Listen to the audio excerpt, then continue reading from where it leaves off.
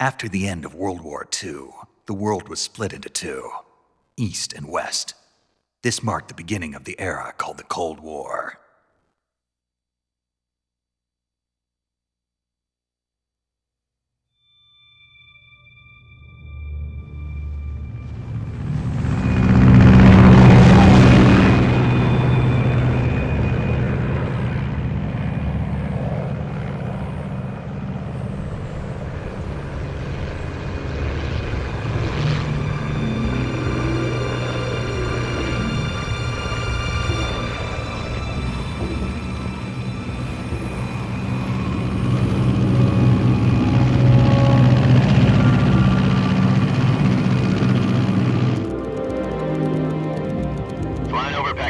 Altitude 30,000 feet.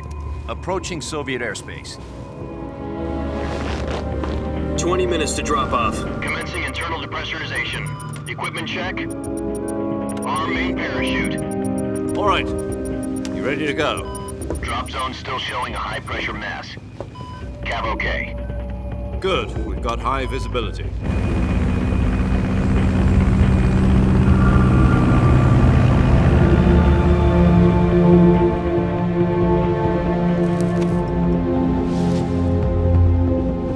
Put out that cigar. Connecting oxygen hose to interior connector. Put on your mask.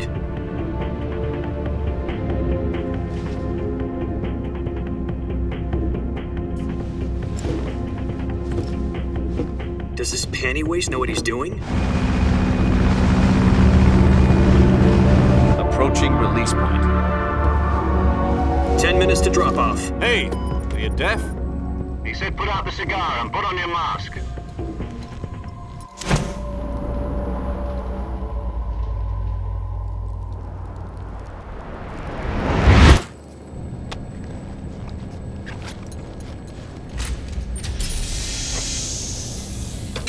Depressurization complete. Checking oxygen supply. 6 minutes to drop off. Opening rear hatch.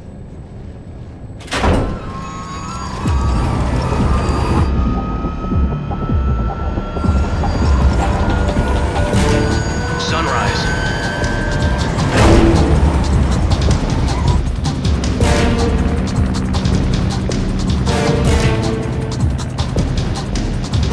External temperature minus 46 degrees Celsius. 2 minutes to drop off. Stand up. You'll be falling at 130 miles per hour. Try not to get frostbite from the wind chill. 1 minute to drop off. Move to the rear. Activate bailout model. This is one for the history books. The world's first halo jump. 10 seconds to drop off. Stand by. Status okay. All green. Prepare for drop-off. Countdown. 5, 4, 3, 2, 1. Spread your wings And fly. God be with you.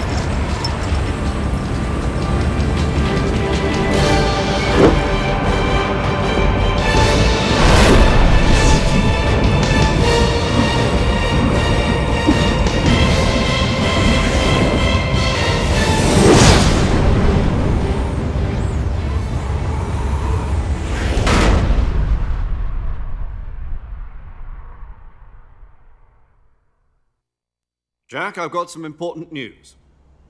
The head of the CIA has finally given us the green light for the Virtuous mission. Virtual mission? No, the Virtuous mission. The future of our Fox unit depends on it. If it succeeds, we'll be officially organized into a unit. Virtuous mission? Sounds like some kind of initiation ritual. Don't get cocky. This isn't a training op. Right. So what exactly is this wonderful mission? Well, about 2 years ago, a certain Soviet scientist requested asylum in the West through one of our moles. His name is Nikolai Stepanovich Sokolov. He's head of the OKB 754 Design Bureau, one of the Soviets' top-secret weapon research facilities, and the East's foremost expert on weapons development. Sokolov? Isn't he that famous rocket scientist? The very same. On April the 12th, 1961, the Soviets achieved the first manned spaceflight in history. The Earth was blue, but there was no God. Well spoken. The rocket that carried Yuri Gagarin to orbit was the A-1, known as the Vostok rocket. Sokolov is said to be the man most responsible for the multi-engine cluster used in that rocket. After Gagarin's flight, Sokolov left rocket development to become the head of the newly established Design Bureau. From a lowly technician to head of a design bureau, that's quite a success story, so why'd he want to defect? It seems he'd become afraid of his own creations. Afraid? Call it a crisis of conscience. And for that, he left his country and his family behind and went over the fence? Not exactly. One of his conditions was that his family was also to be taken safely to the west. We used a mole to get the family out first and succeeded in sneaking Sokolov over the Berlin Wall shortly afterwards. I was the one who conducted the operation. The security on the eastern side was still full of holes back then. Then what? We got Sokolov over in one piece, but the whole ordeal had left him exhausted, and we checked him into a hospital in West Berlin. It took him 2 weeks and more than 600 miles to get from the research facility in the Soviet Union to Berlin. He was in no condition to say anything coherent. And it was only a week later that we had something much bigger on our hands. The Cuban Missile Crisis. October the 16th, 1962, President Kennedy received word that the Soviets were in the process of deploying intermediate-range ballistic missiles in Cuba.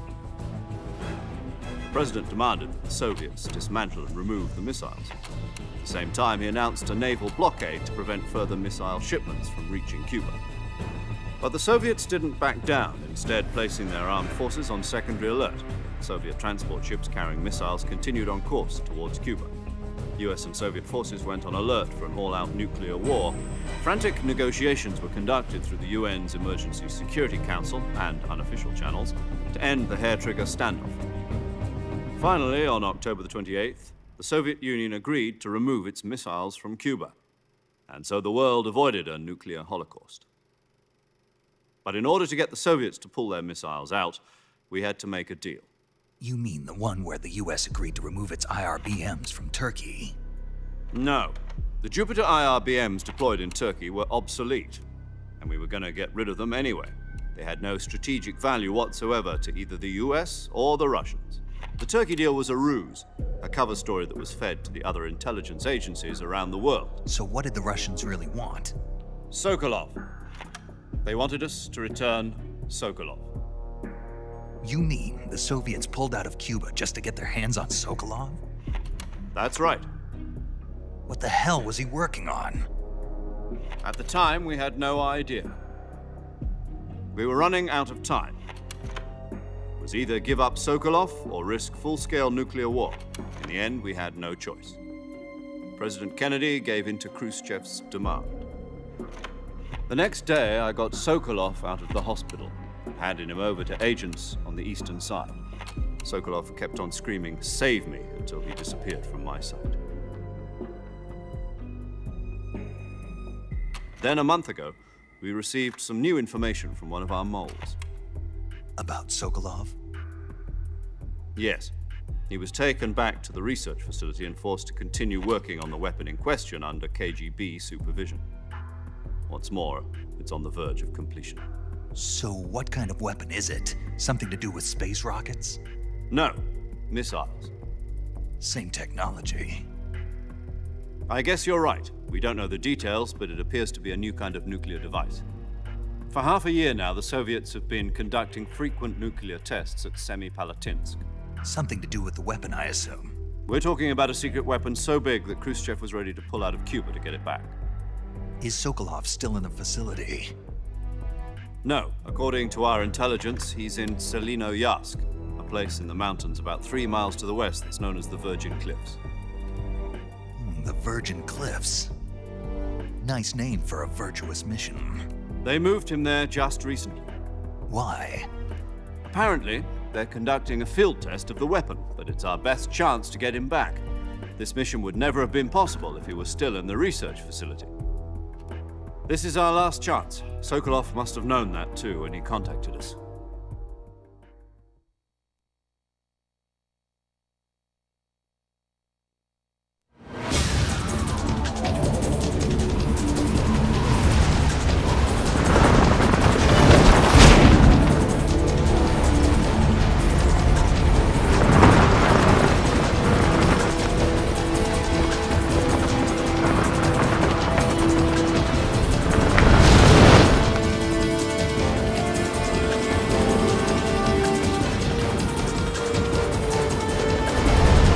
Listen up, Jack. Your mission is to infiltrate Selino Yask in the Soviet mountains, ensure the safety of Sokolov, and bring him back to the West.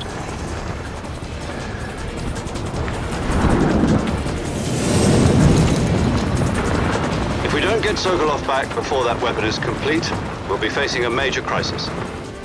The clock is ticking.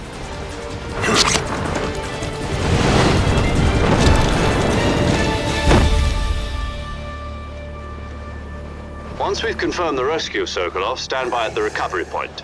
A recovery balloon will be dropped at that point. Helium will be pumped into the balloon to inflate it. The process takes about 20 minutes. Once it's complete, the gunship's arm will latch onto the balloon and pull it up. The Fulton surface-to-air recovery system. I'm familiar with the theory. Take it easy. It's been combat-proven. Do you think Sokolov is up to it? The shock will be less than during a parachute jump, and the arm can handle up to 500 pounds.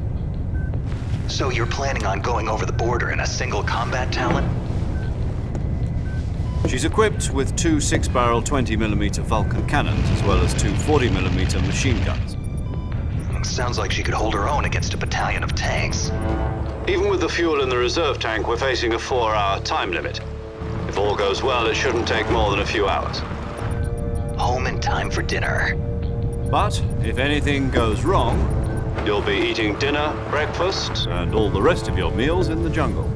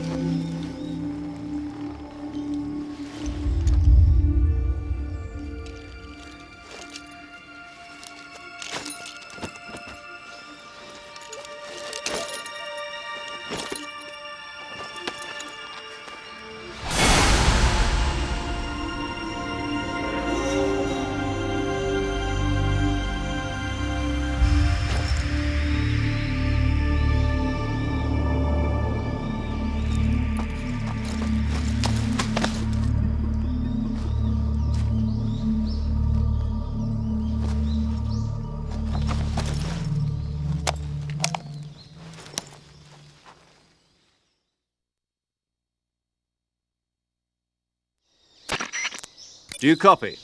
You're already in enemy territory, and somebody might be listening in. From here on out, we'll be using code names to refer to each other. Your code name for this mission will be Naked Snake. I'll be referring to you as Snake from now on. You're not to mention your real name. Snake? Oh, you don't like snakes? What do you mean? You've eaten one before, haven't you? In survival training. I'm glad to hear that. I don't know if I'd ever order one in a restaurant, but... Be careful, you might not have a choice. What about you, Major? What should I call you? Let's see. I'll be Tom. Call me Major Tom. This will be a sneaking mission. You must not be seen by the enemy. You must leave no trace of your presence. Is that clear? This kind of infiltration is the Fox unit's speciality. In other words, weapons and equipment are procured on site. That goes for food as well. You're completely naked, just as your name implies. Great.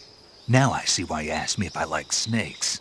I suppose calling me Snake was your idea of a joke, too. No, there's a good reason for that. I'll tell you later when the time is right. Gotcha. Getting back to the subject, how exactly am I supposed to feed myself? You've been issued a knife and a tranquilizer gun. Use them to hunt for food. You'll also find some medical supplies in your backpack. Yeah, about the backpack.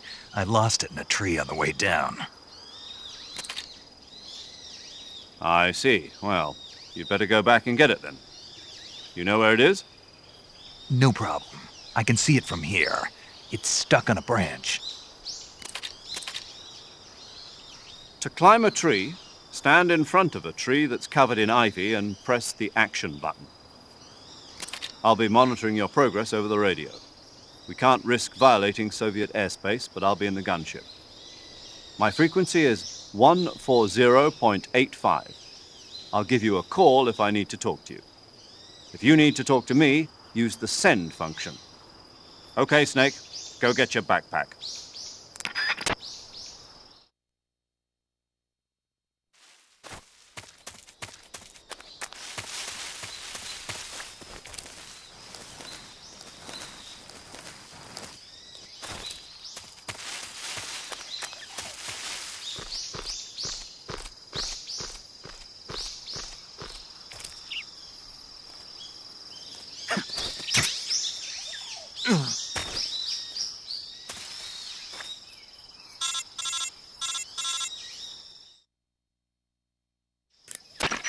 I see you've retrieved your backpack, Snake.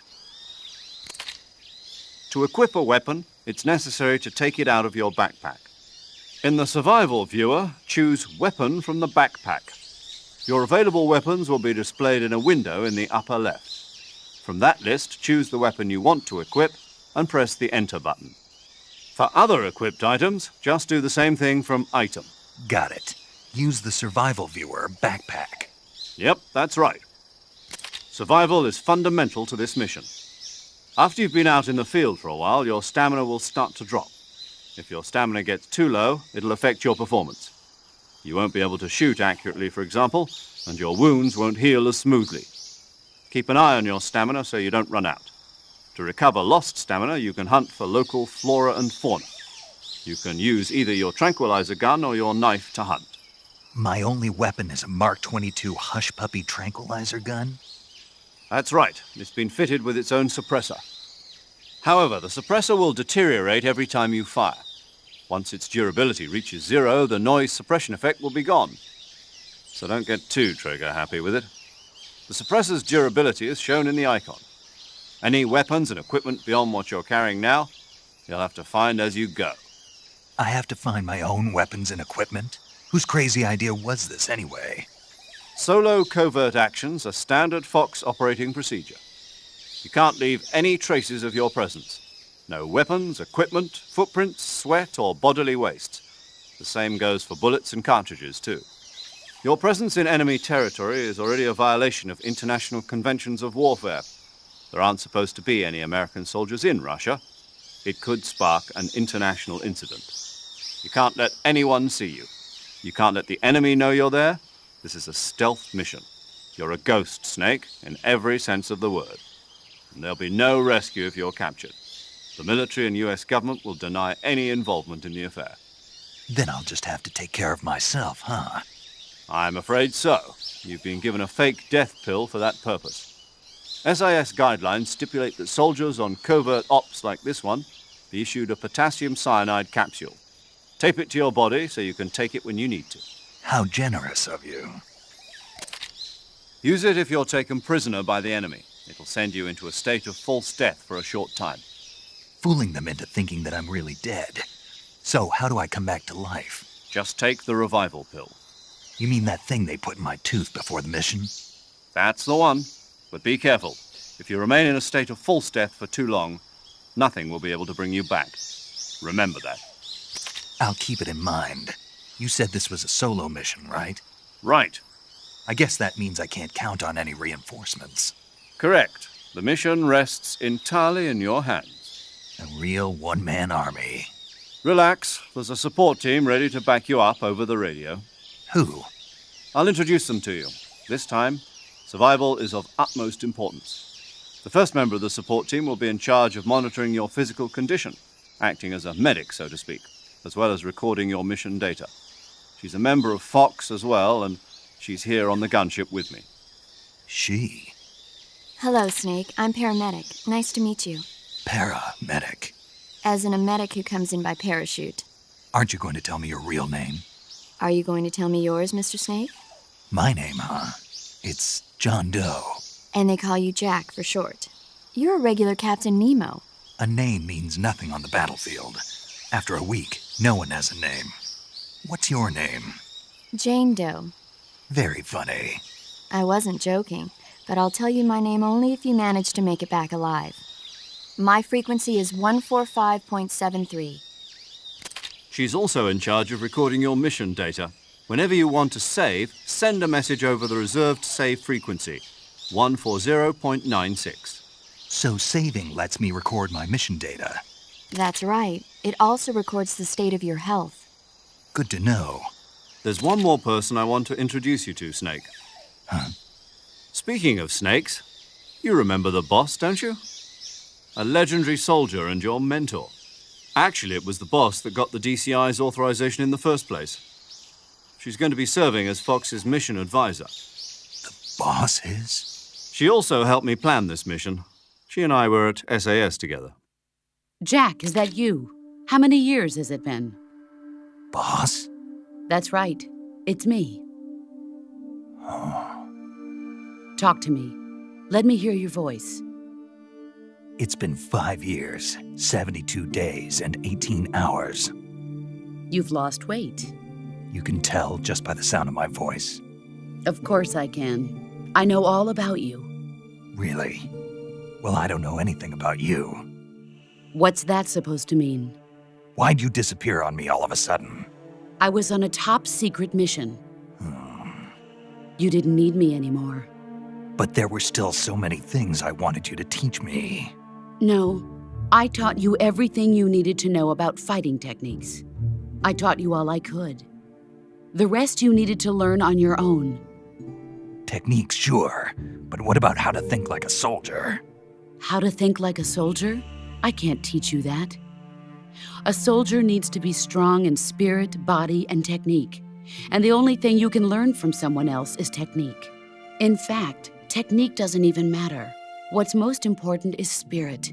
Spirit and body are like two sides of a single coin. They're the same thing. I can't teach you how to think. You'll just have to figure it out for yourself. Listen to me, Jack. Just because soldiers are on the same side right now doesn't mean they always will be. Having personal feelings about your comrades is one of the worst sins you can commit. Politics determine who you face on the battlefield. And politics are a living thing. They change along with the times. Yesterday's good might be tomorrow's evil. Is that why you abandoned me? No, it had nothing to do with you. I already told you, Jack. I was on a top-secret mission. A soldier has to follow whatever orders he's given. It's not his place to question why. But you're looking for a reason to fight. You're a natural-born fighter, but you're not quite a soldier. A soldier is a political tool, nothing more. That's doubly true if he's a career soldier. Right and wrong have no place in his mission. He has no enemies and no friends. Only the mission. You follow the orders you're given. That's what being a soldier is. I do whatever I have to get the job done. I don't think about politics. That's not the same thing. Sooner or later, your conscience is going to bother you. In the end, you have to choose whether you're going to live as a soldier or just another man with a gun. There's a saying in the Orient, loyalty to the end. Do you know what it means? Being patriotic. It means devoting yourself to your country. I follow the president and the top brass. I'm ready to die for them if necessary.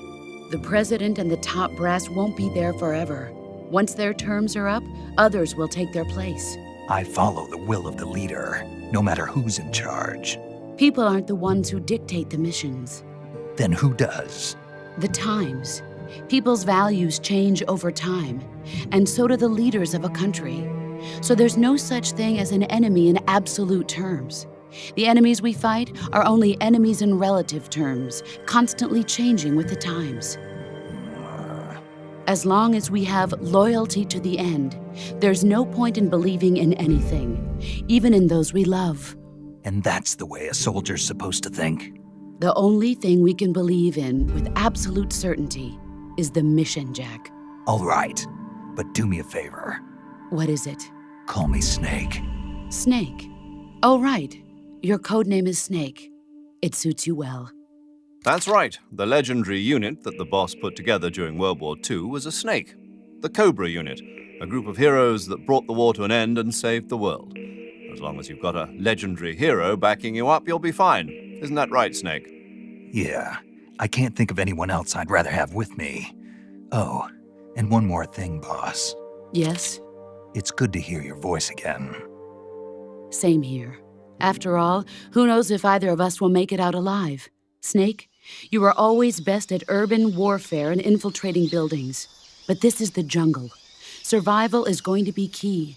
Those CQC techniques I taught you are sure to come in handy. CQC. Close quarters combat, huh? I've been in the Green Berets for the past few years. I'm probably pretty rusty. Not to worry. I'll be here to help you remember. After all, this is your first actual survival mission. I'll be supporting you over the radio. Where are you, boss? Next to the Major? The boss is communicating with us by radio from aboard a Permit-class submarine in the Arctic Ocean. My frequency is 141.80. Call me if you need my advice on battle techniques. Gotcha. Your mission is to retrieve Dr. Sokolov. Dr. Sokolov is being held in an abandoned factory located to the north of your current position. Avoid heavy combat and don't let anyone see you. Don't forget that this is a stealth mission.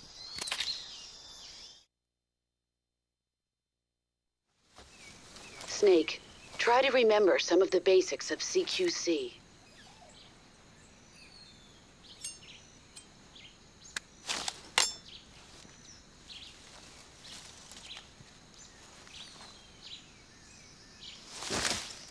Commencing virtuous mission now.